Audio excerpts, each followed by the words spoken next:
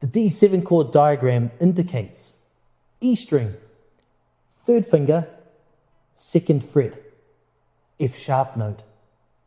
B string, 1st finger, 1st fret, C note.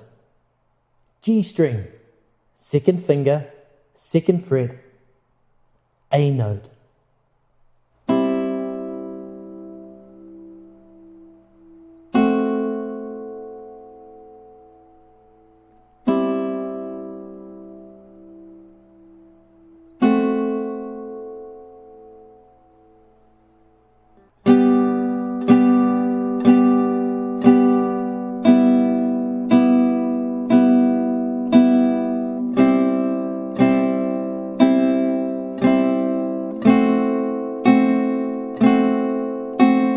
I have observed physical movements in our daily lives that can be applied to playing the guitar.